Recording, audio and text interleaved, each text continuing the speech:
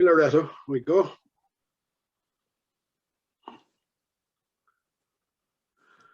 Well, thank you, and good evening, everybody. Cold night, I suppose, wherever we are, but good. We're in the warmth of our own homes and able to engage by Zoom. Where would we be now without this technology? We're looking at indifferent extravagance and economic inequalities as the theme for this evening, exploring some of the thought of Amos. But to begin with where we are at the moment, the COVID-19 pandemic, which has exposed very serious inequalities locally and globally. And the inequalities have been both social and racial.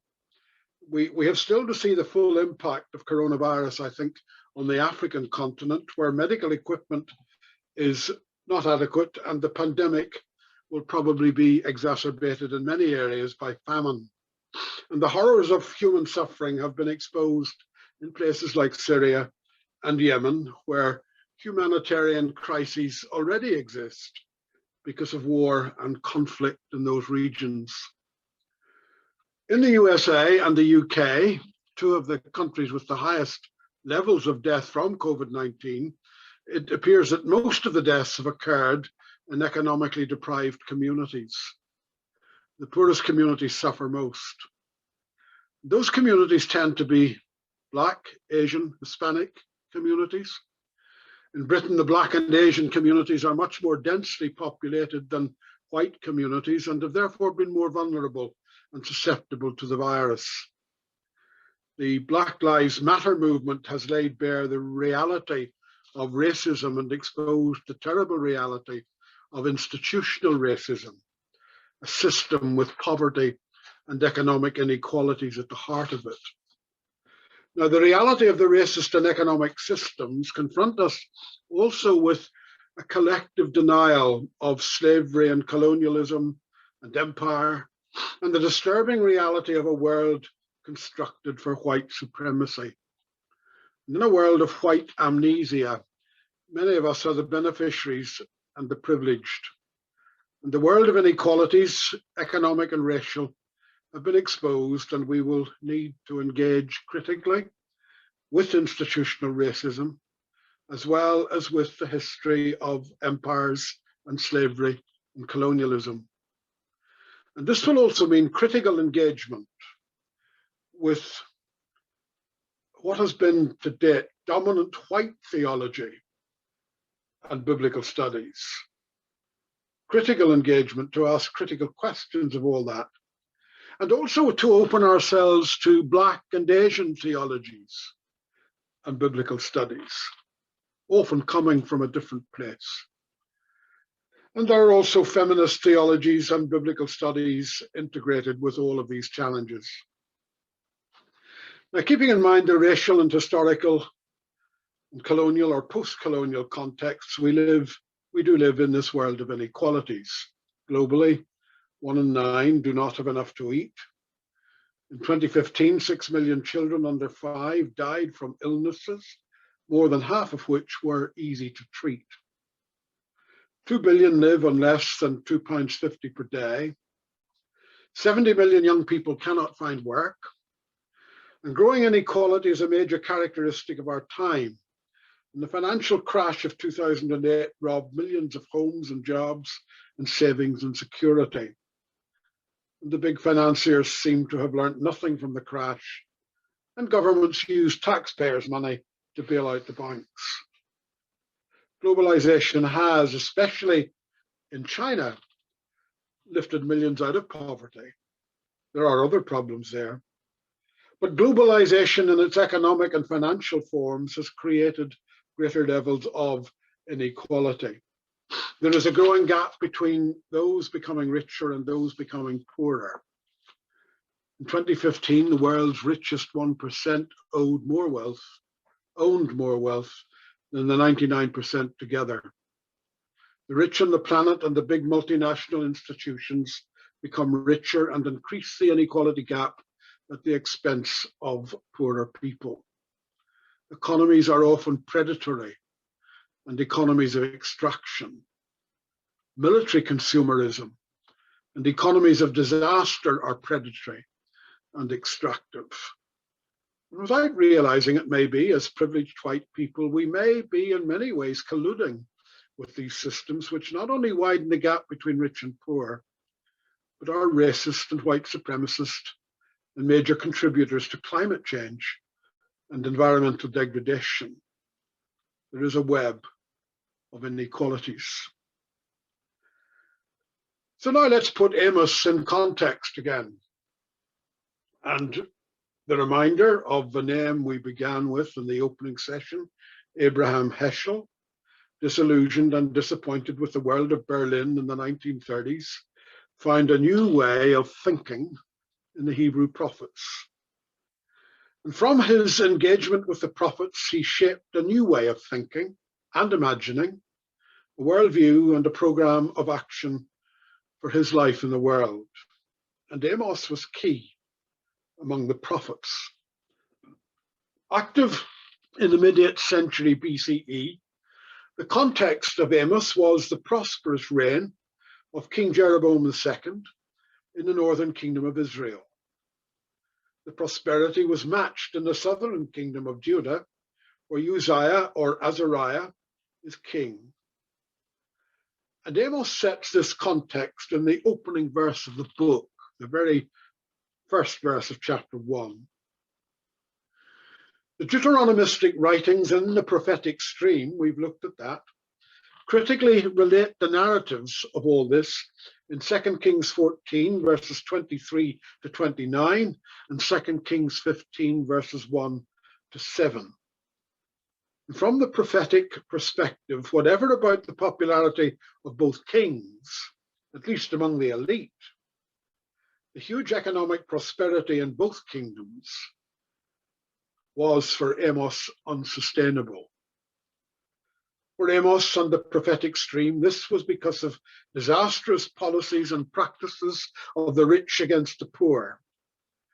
Amos the prophet asserts, in Walter Brueggemann's words, the illegitimacy of such social practice and to anticipate a coming judgment from Yahweh, as it turned out, in the form of the Assyrian devastation. There is, as far as the prophet is concerned, a breakdown in ethical values, resulting in unjust economic policies and practices. And these misdeeds are not only destroying the cohesion and social fabric of society, the community is vulnerable to the international arrangements of power and to the domination that's coming from the rising superpower. And Amos offers a searing social critique. The critique that a predatory and exploitative economy is unsustainable and will destroy the social order and its institutions has roots in the earlier history of Solomon's reign and kingdom. Solomon reigned over a united kingdom, but had established a system of oppressive politics and power, exploitative economics at the heart of which was heavy taxation against ordinary citizens, the creation of a ruling wealthy elite, and all of it justified by appeal to God and the building of a lavish temple as a symbol of divine legitimation and God on Solomon's side, or for God and empire. People will only live with oppressive systems for so long. And eventually there was a huge tax revolt. 1 Kings chapter 12, verses 1 to 19. The end result was the kingdom was partitioned, and in the north, the Omri dynasty continued with policies of royal confiscation, a predatory economy that drew harsh prophetic judgment. 1 Kings 21, verses 21 to 24. No one learned from the bloody tax revolt, nor from the searing social critique of a prophet like Ahab. By the 8th century, the century of Amos, it's said that the economy has developed into an unbearable mismatch between the wealth of urban elites in Samaria and Jerusalem and the vulnerable agricultural peasants who were reduced to near subsistence existence. A wide and widening economic gap had opened between the haves and the have-nots. A wealthy and powerful as a result of wealth elite, the poor peasant community.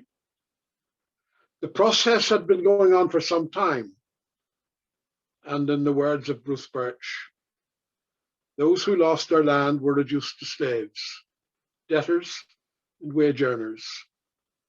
The law courts provided no protection and were often manipulated to benefit a growing wealthy class, chiefly the story of Naboth's vineyard in 1 Kings 21. Birch goes on to quote James L. Mays that this shift in Israel was the shift of the primary social good, land, from the function of support to that of capital. The reorientation of social goods from personal values to economic profit, and the subordination of judicial interests to the interests of the entrepreneur.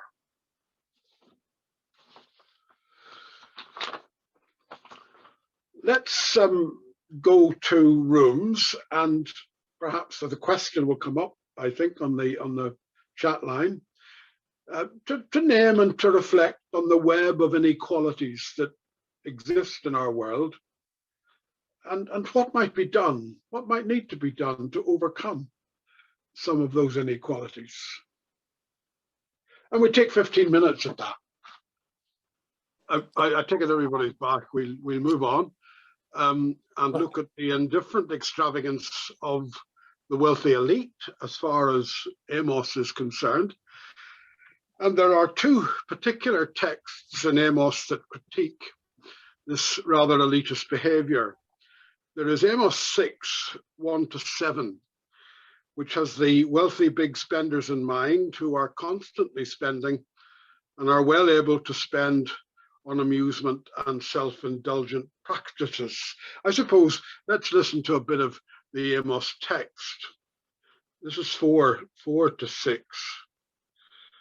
Woe to those who lie upon beds of ivory and stretch themselves upon their couches and eat lambs from the flock and calves from the midst of the stall, who sing idle songs to the sound of the harp, and like David invent for themselves instruments of music, who drink wine in bowls and anoint themselves with the finest oils, but are not grieved over the ruin of Joseph.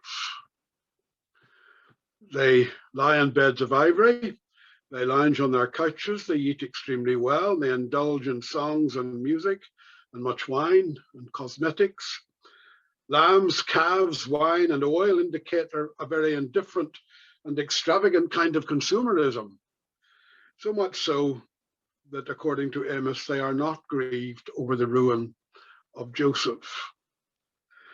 And their indifferent extravagance is a kind of narcotic. It has drugged their minds to social and human reality.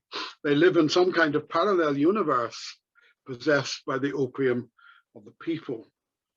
And they can't see how their extravagant wealth and self-indulgence is taking the community on a path, as the prophet sees it, to ruin. There is no social awareness or responsibility. Brueggemann has said this: the extraction of wealth for self-indulgence blinds them to the destructive implications of the practices.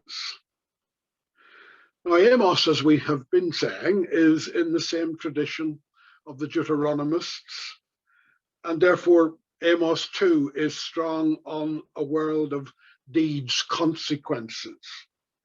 Deeds have consequences, is what the Deuteronomists and many of the prophets seem to believe. Therefore, the indifferent and the wealthy elite, according to Amos, will be the first to lead the march into exile. In Amos, the second text, Amos 8, verses 4 and 5, Those at the wrong end of the economic spectrum, the majority peasants, are being defrauded by corrupt business practices and by aggressive exploitation of their vulnerability and social need. And this is the text.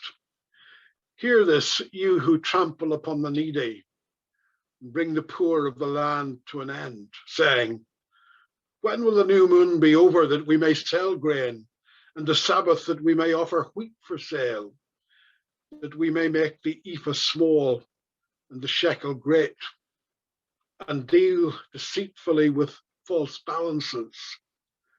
Then we may buy the poor for silver, and the needy for a pair of sandals, and sell the refuse of the wheat. The indifferent and extravagant trample on the needy and bring to ruin the poor of the land. And so in the market square, the world of business and commerce and finance, the poor and the needy are victims of corrupt practice. Wealth is increasing at the expense of the peasant class. There are what the prophet calls false weights and measures in use in the marketplace. Furthermore, the wealthy elite are deeply religious. They practice the holy days and they indulge in religious extravagance. They rest on the Sabbath, but they can't wait to get it over, to get back to the market and take the very shoes from the feet of the poor and sell them substandard wheat, which no doubt led to dietary and long-term health problems. Amos 5 verse 11 shows how the business practices of the elite exploit the poor, extract wealth from them and build big houses and big businesses. There is unfair taxation and bribery. The legal system is loaded against those without resources and goods and power. So the prophet critiques a society without neighborliness, without any real care for the well-being of all. It has, in Brueggemann's words, an economy that is completely skewed by self-indulgence, which has no regard for neighbors who are simply left behind by the privileged with their surplus wealth. King Jeroboam II had expanded the borders of his kingdom and had led highly successful military campaigns. And all of this had brought new wealth to the few who lived lives of great luxury and economic extravagance.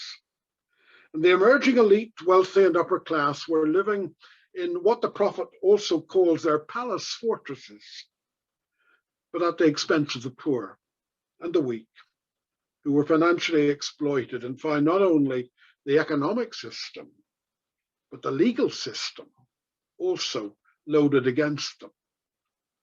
There was no justice. And the wealthy and powerful, and wealth and power go together, were narcoticized to neighborliness and drugged into a false sense of security. There is another text in Deuteronomy 25, verses 13 to 16, which concludes the more legal section of that book, which, of course, as we have been seeing, is contemporary in its editorial development with the book of Amos. And it too deals with exploitative commercial and business practices. It also speaks of weights and measures and deals with the exploitative behavior of traders and merchants and bankers, all part of a predatory economy and an economy of wealth extraction at the expense of the poor.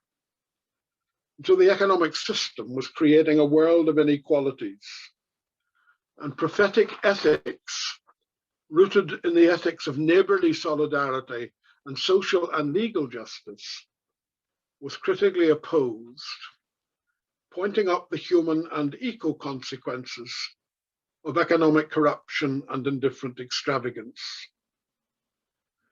So this prophetic stream saw the possibilities for tax revolts and social unrest and community violence,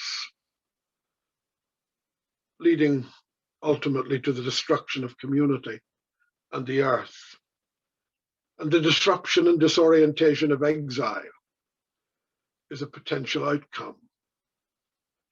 So Amos and Deuteronomy insisted upon social equity of an egalitarian kind, so that the privileged, entitled, and advantaged do not receive, as in a predatory economy, still further advantage. Amos, other prophets, and the prophetic stream of the Deuteronomic tradition are very largely focused on economic issues. And this would suggest that it is still the prophetic task.